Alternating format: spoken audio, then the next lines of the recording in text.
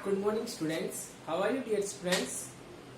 So, dear students, today we discuss the land degradation and conservation measures.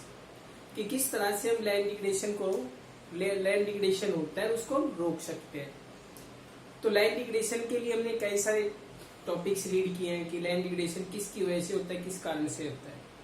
तो इसके लिए जो रिस्पॉन्सिबल फैक्टर है जिसमें ओवर ग्रेजिंग भी है या फिर जो नेचुरल फैक्टर्स होते हैं वो भी है, माइनिंग भी है, ओके, या फिर हम कहेंगे इरिगेशन भी है.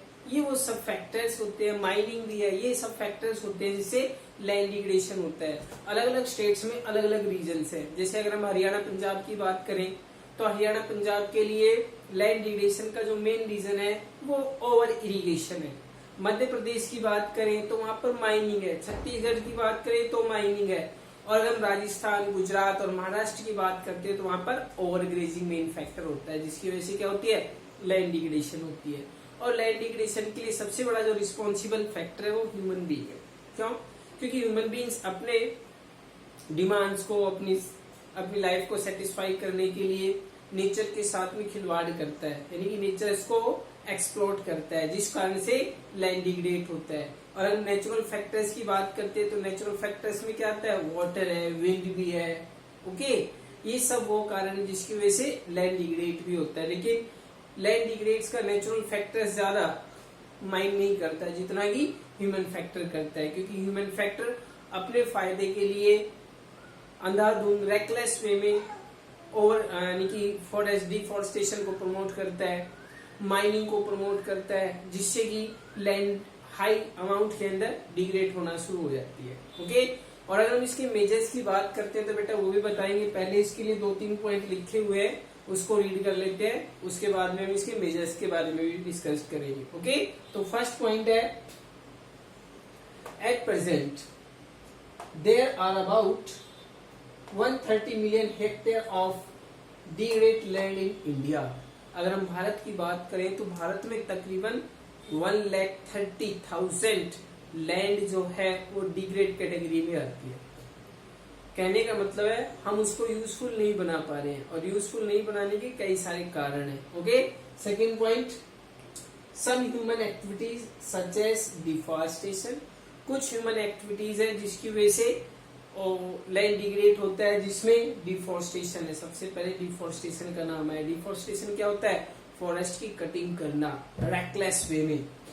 ओवर ग्रेजिंग जो हमारे कैटल्स होते हैं, एनिमल्स होते हैं, उनको एक ही जगह पर कंटिन्यू ग्रेजिंग कराते हैं और जो ग्रास होती है वो पूरी तरह से डिस्ट्रॉय हो जाती है.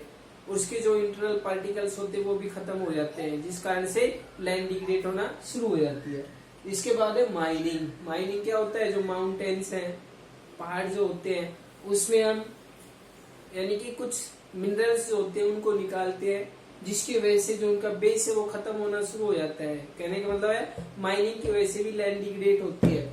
Next, quarrying. जैसे कि कॉयल निकालते हैं, क्वेरिंग किस प्रोसेस में, क्वेरिंग और डिगिंग दोनों के प्रोसेस से निकलता है.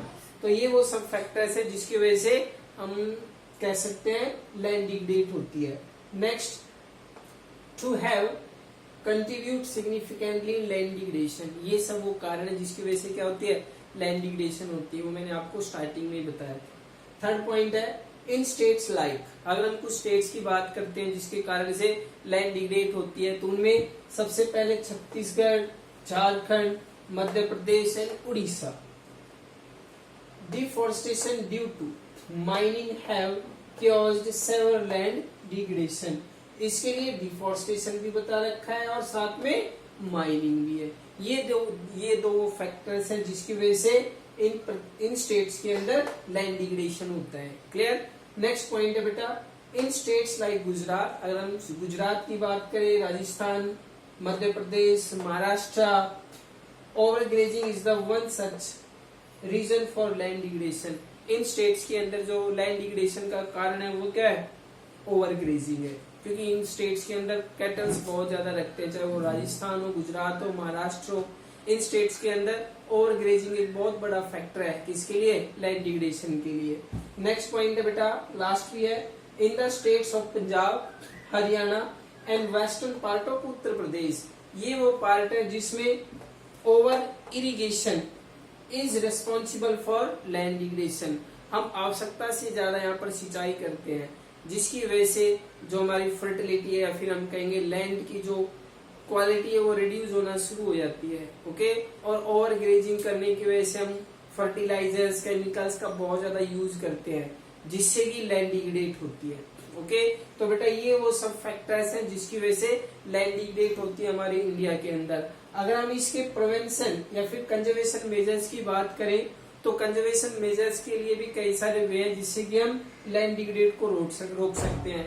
इन सब के एंटी आ जाओ। एंटी का मतलब है डिफॉरेस्टेशन की जगह हमें क्या प्रमोट करना पड़ेगा, प्लांटेशन या फॉरेस्टेशन को प्रमोट करना पड़ेगा, मोर एंड मोर प्लांट करने पड़ेगी, ओवर ग्रेजिंग को स्टॉप करना पड़ेगा, माइनिंग एक्टिविटीज पर रोक लगानी पड़ेगी।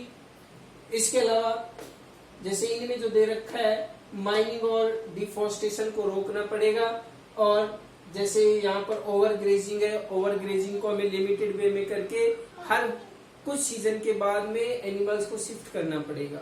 और अगर हम हरियाणा पंजाब की बात करें तो हरियाणा पंजाब के अंदर जो ओवर इरिगेशन होने की वजह से लैंड डिग्रेड होती है, तो हमें केमिकल्स और फर्टिलाइजर्स का कम यूज करना होगा, जिससे कि हम लैंड डिग्रेडेशन को रोक सकें। ओके बेटा, तो आपका आज ये टॉपिक था, लेसन भी ये कंप्लीट हो चुका है।